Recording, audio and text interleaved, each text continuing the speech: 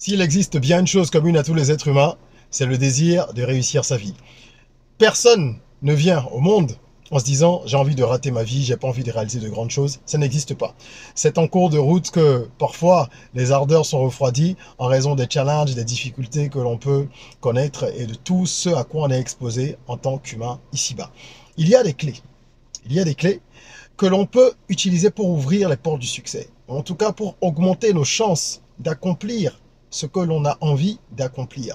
Nous allons donc voir certaines de ces clés aujourd'hui. Il y a différentes manières d'arriver à ces fins, n'est-ce pas? Mais nous allons parler de 20 clés que vous retrouverez dans tous les livres de développement personnel, de toutes les formations possibles, dans toutes les cultures possibles. Ça, ce sont des clés universelles, je dirais même, qui permettent, lorsqu'elles sont appliquées, lorsque ces principes-là sont vraiment respectés, de vous ouvrir une voie royale vers l'accomplissement de vos objectifs.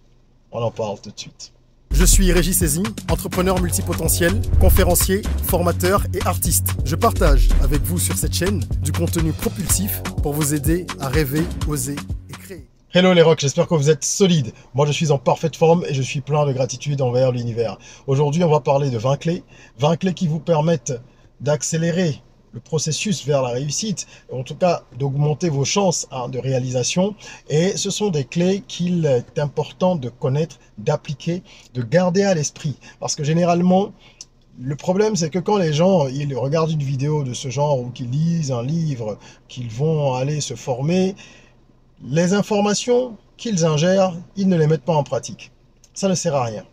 Je dis souvent que il suffit pas de savoir ce qui est bien, il faut le mettre en pratique. C'est ça qui compte. Et donc, je vais vous exhorter, après avoir donc suivi cette vidéo, à appliquer véritablement chacun des principes que nous allons voir. Et je suis sûr que dans quelques mois, lorsque vous vous retournerez pour faire vous-même le bilan, vous verrez qu'il y a des choses qui évoluent positivement dans votre vie. Je vous demande, avant de plonger dans le vif du sujet, de vous abonner. Ici, c'est la chaîne des rocks. On rêve, on ose, on crée. Notre mantra, c'est soyons rock. Bienvenue dans la communauté si vous êtes là pour la première fois. Pour ceux qui regardent souvent les vidéos de la chaîne et qui ne sont pas encore abonnés parce qu'ils n'y ont peut-être pas pensé, faites-le, abonnez-vous et activez la cloche de notification. Alors, pour parler de réussite, il faut déjà définir ce que c'est que la réussite. Et ça, c'est la première clé dont nous allons parler. Vous devez avoir une conception assez claire de la réussite. Pour vous, qu'est-ce que c'est que la réussite? C'est un concept qui est assez flou. C'est comme quand on parle de bonheur, quand on parle d'intelligence. On peut comprendre ces différents concepts-là de différentes manières. Et la réussite, justement, elle va prendre un sens différent en fonction des réalités socioculturelles, des réalités personnelles, familiales, de tout ce que vous avez en vous, de tout ce qu'il y a autour de vous, qui va définir les critères de succès. Dans certaines régions du monde, on va juger le succès des gens à telle chose. Ailleurs, ça va être à telle ou telle chose. Même si les choses s'homogénéisent peu aujourd'hui, qu'on est en pleine globalisation, il y a quand même des particularités et même des particularismes. Donc, vous devez déjà définir qu'est-ce que c'est pour vous que le succès, de façon claire et réaliste. Il faut savoir que ce que l'on a en idée n'est pas toujours ce qui est bien pour nous. Et il faut donc vraiment se poser la question de savoir qu'est-ce que je veux. Est-ce que je suis sûr que pour moi, le succès, c'est ça? Puisque le succès, c'est un état d'accomplissement, d'accord? De quelque chose. Mais de quoi?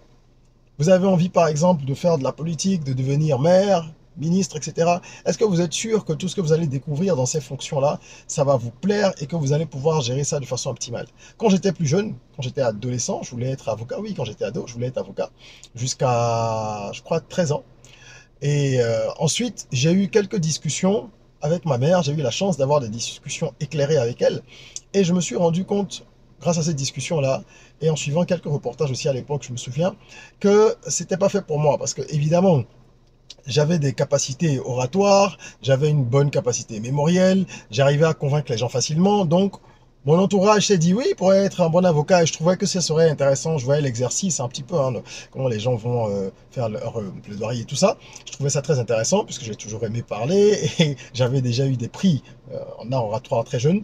Mais je me suis rendu compte que les prédispositions ne suffisent pas. Il faut voir si les choses correspondent à vos valeurs.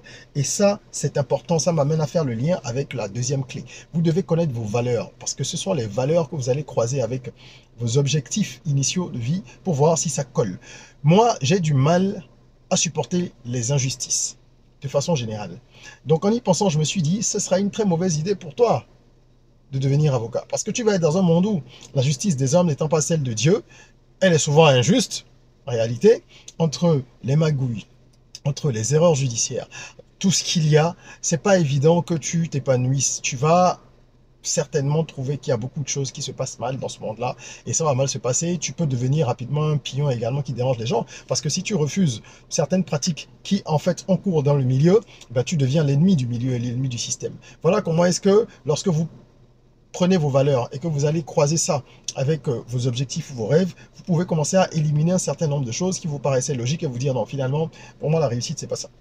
Ok? Donc, les deux vont de pair. J'ai parlé de la conception de la réussite, des valeurs qu'il faut connaître, ces valeurs à soi-même qu'on va croiser. Et en trois, il faut connaître aussi ses forces et ses faiblesses. Ça, c'est indispensable. Quelles sont vos qualités? Quelles sont vos compétences naturelles? Il y a des compétences qu'on développe. On peut développer quasiment toutes les compétences avec de la volonté. Mais il y a les prédispositions naturelles. Et c'est important de prendre ça en compte. Si vous avez été paramétré d'une manière ou d'une autre par l'univers, si le big boss a décidé que vous ayez plus de facilité à faire ci plutôt qu'à faire ça, il y a forcément une raison. Pourquoi ne pas capitaliser sur ce qu'on sait faire déjà naturellement pour choisir ces orientations dans la vie? Parce que quand vous allez sur un chemin qui vous est déjà plus ou moins favorable en fonction de vos compétences, de celles que vous avez identifiées, vous pouvez aller plus vite, vous allez travailler moins pour atteindre des niveaux plus élevés. Ok? Toujours garder le principe qu'il faut croiser ça avec les valeurs, comme j'ai dit. Mais c'est important de connaître ses forces et de connaître ses faiblesses aussi. De savoir là où vous n'êtes pas très bon, là où vous n'avez pas forcément des aptitudes, où vous n'avez pas de prédisposition. Est-ce que vous êtes obligé d'aller dans ce sens? Si à un moment donné, pour des raisons données, précises, vous avez envie de choisir une voie, sans avoir les prédispositions qu'il faut, vous pouvez aller développer les compétences. Mais initialement, connaître ses forces et ses faiblesses, ça permet de bien calibrer les choses, de ne pas perdre trop de temps. Okay, et de connaître justement ses orientations, ses intelligences. Par exemple, il y a 9 formes d'intelligence, on en reparlera. Et si vous connaissez vos formes d'intelligence dominantes, ça fait partie de vos forces et ça va vous permettre aussi de connaître vos faiblesses. Où est-ce que vous n'êtes pas très bon, comme on dit, tout simplement. C'est très important. Ensuite, en 4, vous devez avoir un objectif qui est plus grand que vous. C'est très important ça aussi. Il faut avoir un objectif qui est plus grand que vous, un objectif qui soit suffisamment grand pour vous maintenir motivé tout le long du chemin. C'est le genre d'objectif qui va vous permettre de rester motivé lorsque les choses iront mal. Parce que quand on n'a pas un objectif assez élevé et quelque chose qui nous dépasse nous-mêmes en apparence, qui devrait même nous faire peur, on ne peut pas aller loin. Visez la lune et au pire, vous atterrez dans les étoiles, dit-on. Ça, c'est quelque chose qui est totalement vrai. Ensuite, numéro 5, avoir des modèles. Lorsque vous avez défini où vous voulez aller, que vous avez donc votre vision globale, l'objectif final qui est grand, vous voulez peut-être devenir le plus grand architecte du continent, par exemple. Voilà un objectif gigantesque. Je vais dire les choses comme ça, ok? Juste pour que vous voyez à quel point il y a des mesures presque au niveau de cet objectif-là qui n'est pas irréalisable, mais qui va demander beaucoup d'efforts. Il faut identifier un modèle ou des modèles, des gens qui sont déjà parvenus à faire ce que vous voulez faire. Et vous allez calquer sans copier, vous allez vous inspirer, si vous préférez, de leur vie, de leur parcours, pour pouvoir tracer votre chemin. Parce que vous n'allez rien inventer de nouveau. Vous pouvez apporter de l'innovation, créer des choses qui vont servir l'humanité, d'accord. Mais en termes de parcours, les gens ont déjà fait ce que vous voulez faire. Donc regardez, inspirez-vous, même si ce n'est pas exactement ce que vous voulez faire qu'ils ont fait, dans votre domaine d'activité, il y a eu des devanciers. Comment ceux qui ont réussi ont fait? Comment ils ont appliqué telle et telle méthode? Comment ils vivaient leur vie personnelle, la vie professionnelle et tout le reste? Il faut s'inspirer de tout ça et ça vous permet de pouvoir détecter les signes, les techniques surtout, qui vont vous permettre d'atteindre un niveau de réussite élevé dans tel ou tel domaine. Ensuite, numéro 6, s'organiser et planifier. Très important. Vous avez un objectif final, il vous faut un plan. D'accord? Et ensuite, vous aurez des actions. Donc, il faut un plan d'action. C'est-à-dire que le plan va se décomposer en plusieurs objectifs qui vous permettent d'atteindre l'objectif, la vision, donc l'objectif final, si vous voulez. Donc, on a un objectif principal, on a des sous-objectifs, on va avoir des actions. Tout ça, ça fait un plan et on va suivre le plan. C'est ça qui vous permet de savoir que dans les 3 prochains mois, vous devez faire telle chose, que dans 6 mois, vous devez suivre telle formation. Qu'une fois que vous aurez eu telle certification ou tel diplôme, vous allez passer à ci. Qu'ensuite, vous allez lancer la version bêta de votre service. Vous allez faire ceci. Vous irez dans telle ville pour faire ça. Il faut avoir un plan. Il faut avoir un plan et avancer.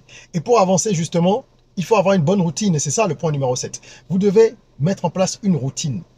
C'est ce que moi j'appelle les routines du succès. Les Américains parlent beaucoup de daily routine, ok, ou de night routine pour la routine du soir. Il y a certaines actions dans votre vie qui doivent être automatisées, notamment celles qui sont périphériques à votre métier. Je dis périphérique parce que ce n'est pas le travail en lui-même, ce que vous faites autour qui est aussi important ou plus important que votre travail. C'est-à-dire vos habitudes. À quelle heure vous vous réveillez? Dans quel état d'esprit vous êtes avant de commencer à travailler? Qu'est-ce que vous faites? Est-ce que vous faites du sport? Est-ce que vous faites de la lecture? Est-ce que vous faites de la méditation? Toutes ces actions-là qui permettent de préparer le corps et l'esprit à la journée sont très importantes. Vous devez avoir une vraie routine pour le matin et pour le soir.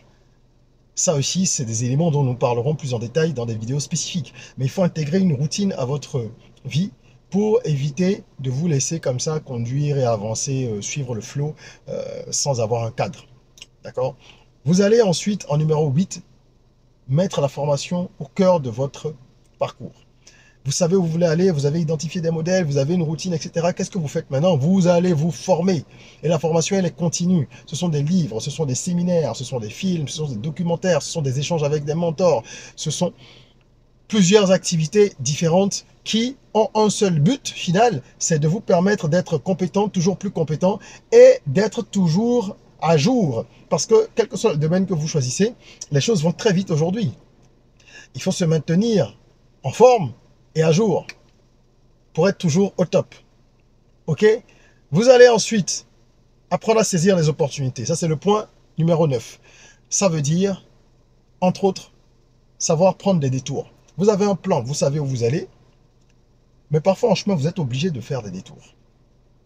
Soit parce que c'est pertinent et que vous avez identifié qu'il y a une opportunité à faire un détour, soit parce que d'une façon ou d'une autre, pour une raison ou pour une autre, vous êtes obligé de faire des détours. Ça aussi, c'est des opportunités. Maintenant, l'opportunité peut être déguisée.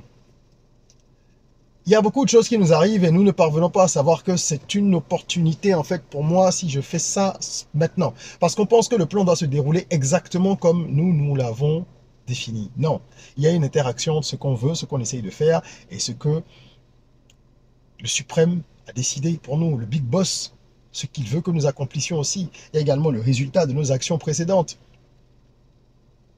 Nous payons des choses, nous avons également des bonus, donc des bons points, des mauvais points, des malus et des bonus. Donc il faut savoir s'adapter en cours de route et saisir les opportunités, même quand elles sont déguisées, parce que parfois, des situations vont vous mener plus vite là où vous voulez aller, sans que vous ne vous en rendiez compte. Donc demandons le discernement à tout moment. Numéro 11, vous devez être, numéro 10, pardon, vous devez être sociable et pragmatique.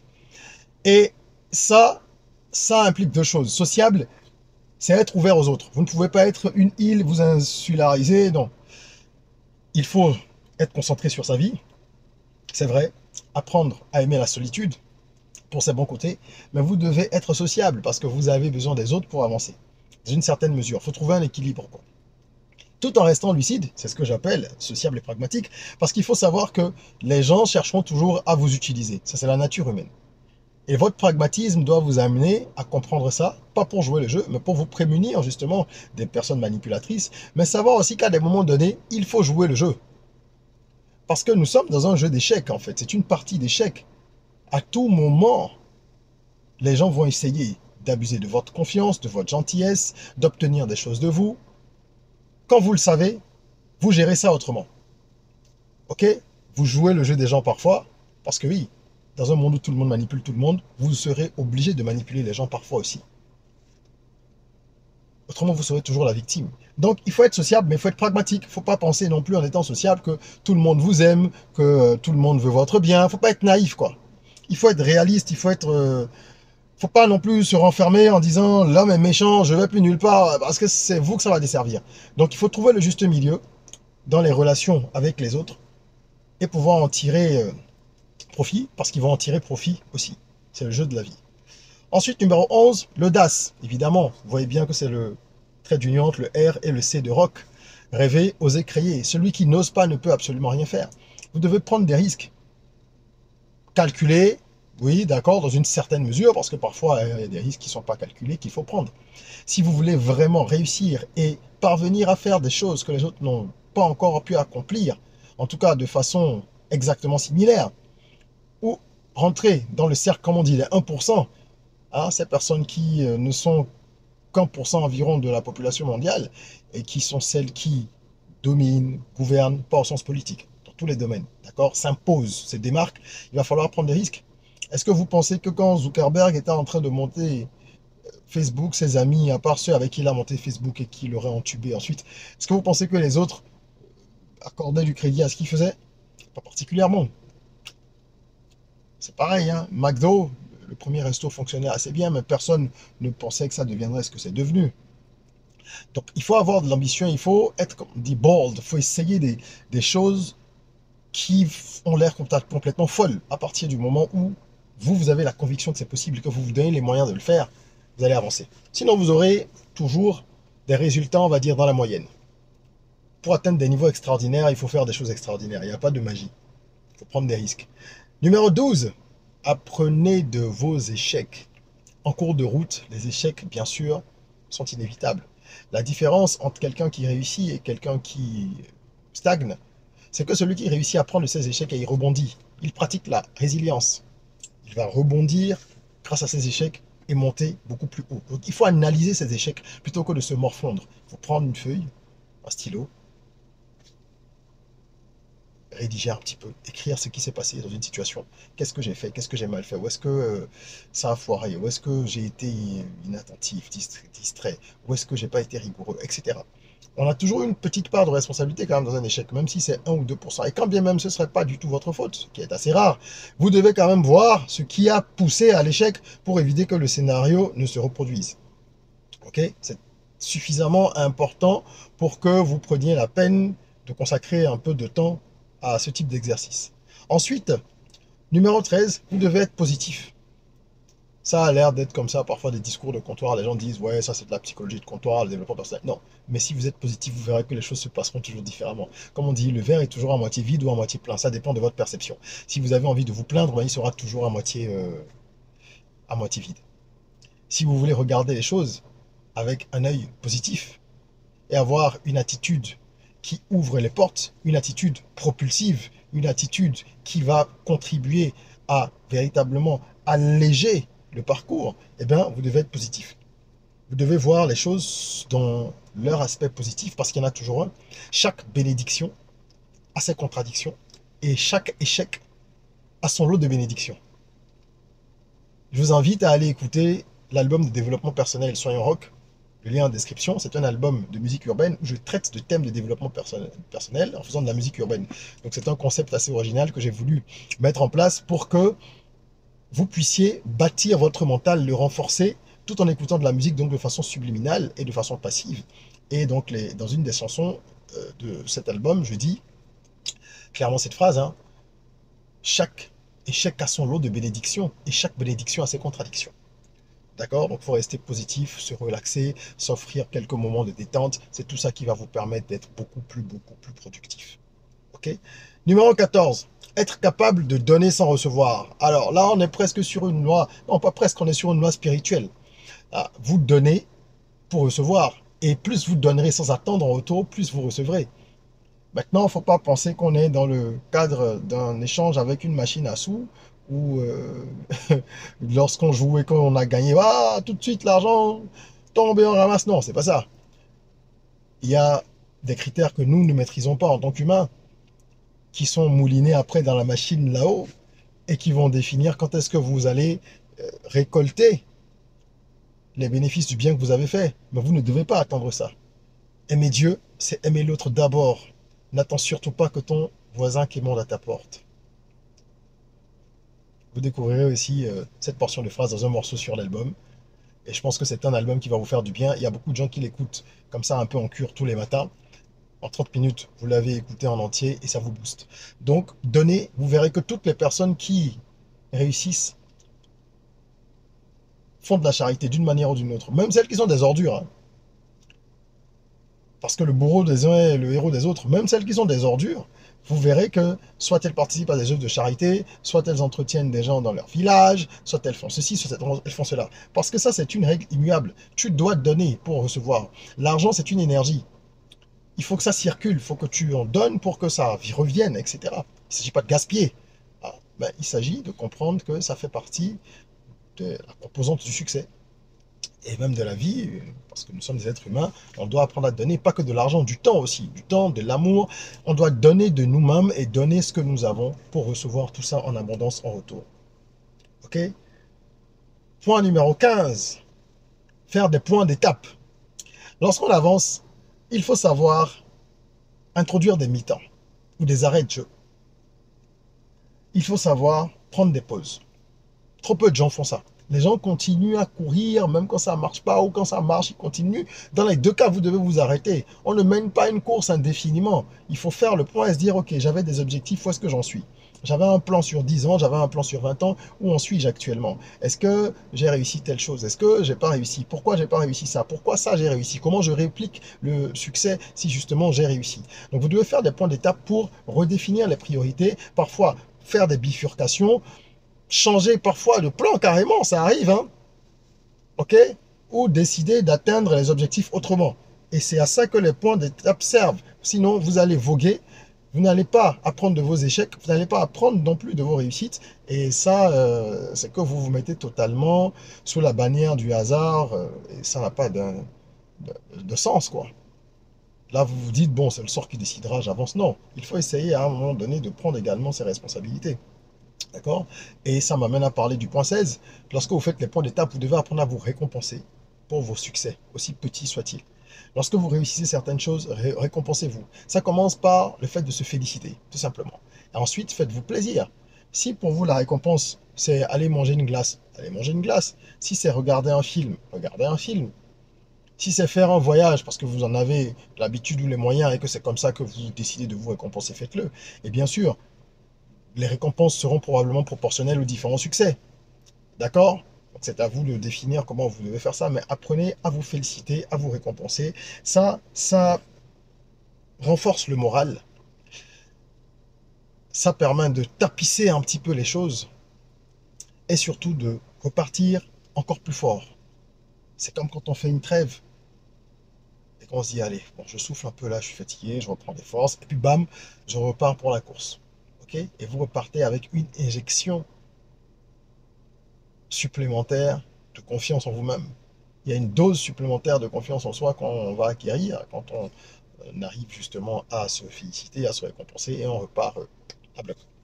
Ensuite, numéro 17, c'est un concept dont je parle dans mon livre Jusqu'au bout j'irai. Il est disponible si ça vous intéresse en description. C'est un livre de développement personnel, mais il est d'abord autobiographique et j'aborde donc en filigrane le développement personnel. Et je parle dans cet ouvrage du concept des 3 R. La règle des 3 R, c'est la résilience, la réactivité et le réalisme. Vous devez être résilient. Parce que vous allez échouer, il va falloir rebondir. Il faut être réaliste. Savoir qu'à des moments donnés, on n'est pas en mesure de faire certaines choses ou qu'il est préférable de faire comme ça ou comme ci. D'accord? Il faut être réactif. Ça veut dire qu'il faut aller vite. Il faut apprendre à prendre des décisions. Plutôt que de tergiverser pendant 7 jours pour choisir entre telle et telle chose à faire, vous devez apprendre à prendre des décisions rapidement et prendre les bonnes décisions rapidement. En point 18, je parlais d'un autre concept que vous retrouverez dans le livre, c'est le cercle tracteur. Pour moi, c'est la base de tout succès. Vous devez être bien entouré. Tout dépend du cercle tracteur, de ceux qui t'entourent. Un royaume ne prospère qu'en fonction de sa cour. Oui, si vous êtes mal entouré, quelle que soit votre puissance, votre intelligence, votre richesse, vous n'irez nulle part. Et puis les gens, ils vont foutre en l'air complètement votre parcours, votre destin. Parce que vous êtes responsable de ce que vous allez devenir, mais vous n'êtes pas seul. Ceux qui vous entourent ont un rôle très important à jouer. Donc vous devez bâtir un cercle tracteur. Ce n'est pas le nombre qui compte. Il ne s'agit pas d'avoir 50 000 amis. Là, on ne parle même pas d'amitié. On parle de personnes qui vont vous tirer vers le haut et que vous allez tirer vers le haut aussi. C'est un contrat tacite. Ok? Donc, identifiez des gens qui ont une énergie positive, des gens qui vous mettent en confiance, des gens qui savent vous conseiller, des gens qui sont objectifs, qui savent vous dire non, qui savent vous dire oui, des gens qui sont compatissants, qui ont vraiment de l'empathie pour vous, qui veulent votre bonheur, etc. Et vous allez avoir votre petit cercle tracteur qui va vous permettre d'affronter les vicissitudes de la vie. En point 19, donc avant-dernier point, puisqu'on a dit qu'on évoquerait 20 clés aujourd'hui, n'est-ce pas? Vous devez prendre soin de votre santé. Absolument. Voilà quelque chose que nous négligeons beaucoup ici. Et nous négligeons cet aspect souvent par défaut. Celui qui ne fait pas attention à ce qu'il mange néglige déjà sa santé. Il s'en rend peut-être pas compte, mais il néglige sa santé. Manger n'importe quoi ou manger parce que les gens mangent, manger tel repas parce que les gens le mangent, parce que c'est l'habitude du siècle, de la décennie, parce que c'est à la mode, ce n'est pas une bonne façon de faire. Vous devez vous connaître et savoir en fonction de votre terrain, hein, je parle de terrain physiologique, en fonction des antécédents dans votre famille, s'il y a certaines maladies, en fonction de votre groupe sanguin, en fonction de tout ça, qu'est-ce qui est bon pour vous, qu'est-ce que vous devez manger, qu'est-ce que vous devez laisser, qu'est-ce que vous devez prioriser, et faire attention à votre santé, en faisant également du sport, en pratiquant une activité physique régulièrement, en faisant attention à vos pensées, en évitant de vous exposer à des situations qui vous mettent dans des états psychologiques négatifs, qui vont vous faire déprimer, en évitant d'être avec des gens qui sont tout le temps dans la calomnie. Donc en préservant votre mental, en préservant vos yeux, vos oreilles, votre bouche, comme on dit, pour essayer d'être un peu sage. Si vous faites tout ça, vous allez préserver votre santé mentale et votre santé physique. Et c'est extrêmement important. Autrement dit, tout le reste ne servirait pas à grand-chose. Et pour finir, vous devez penser à l'après-vous. L'après-vous. C'est important, n'est-ce pas? Qu'est-ce qui se passera après vous?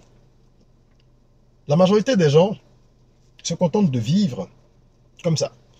Et à la fin de la vie, bon, on se dit, ben voilà, j'ai fini, je m'en vais. Surtout quand les gens sont à la retraite, ils sont là, ils repensent à leur vie, ils se disent que bah, elle a été vide.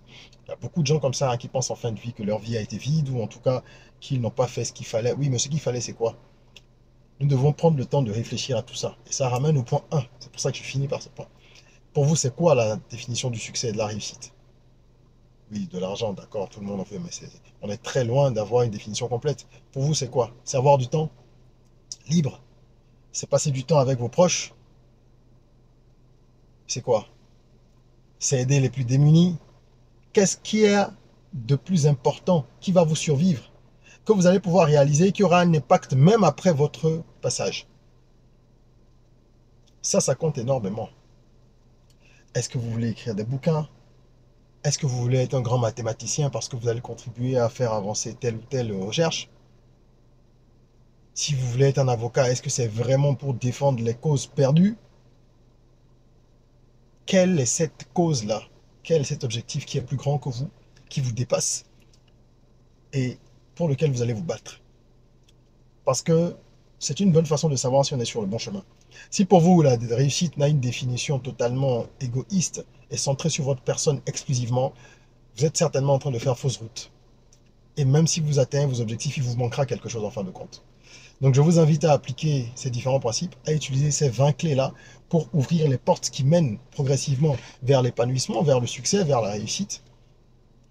Et mettez-nous un like si vous avez aimé cette vidéo. En attendant qu'on se retrouve, partagez cette vidéo autour de vous. N'hésitez pas à découvrir tout ce qu'il y a comme ressources en description, les livres que nous proposons, les formations, les séances de coaching également individuelles que nous faisons sur les thématiques de développement personnel ou de business. Donc j'accompagne pas mal de gens là-dessus. Et puis, en attendant, comme je disais, qu'on se retrouve, prenez soin de vous, de votre corps, mais aussi surtout de votre mind. Rêvons, osons, créons, soyons rock.